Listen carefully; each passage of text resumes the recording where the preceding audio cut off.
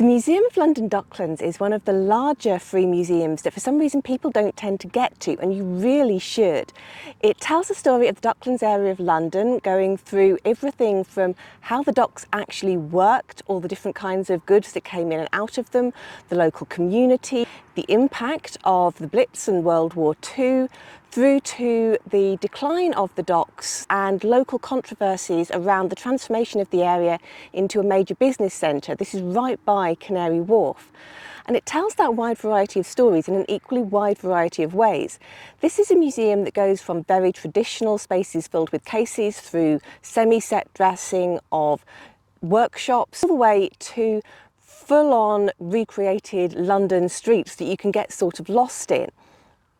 It's also got a really wide variety of interactives. You've got films, there's digital interactive, there's also areas where you can touch, where you can build, where you can smell. Every sense is employed here.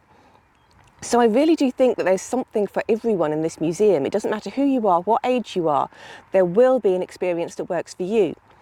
I also think that they dealt very well with some of the more problematic aspects of the history, in particular the fact that the Docklands as a major British port was complicit in the slave trade, and huge numbers of enslaved Africans came through here, as well as goods that were the result of slave labour. Now, this section of the display did not just focus on the slaves themselves and on their wealthy owners. It also looked at the society within Africa that they'd been removed from and the impact of slavery on that society. It also went into the impact of the abolition of slavery. But for me, the highlights were where it was possible to engage directly with people through written sources, looking at the numbers and the names of people who were either coming through or were enslaved on plantations. And I spent quite a lot of time reading these sources and just kind of peering over one or two pieces of the display. Crucially, members of the African diaspora living in the UK today were involved in the creation of this display, and also the discussion goes beyond the one exhibition space. There are a number of other places where the display has been influenced by the way in which the African diaspora see an individual, not just the way that it would have been seen in London society at the time.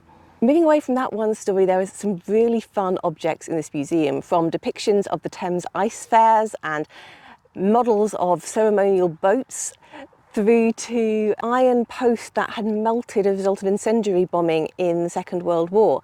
And although it's really difficult to photograph, this thing was absolutely fascinating just to see how hot that incendiary bomb must have burnt in order to get that reaction. Overall, this museum is definitely worth a visit. Find your way to Canary Wharf and make sure you take a look.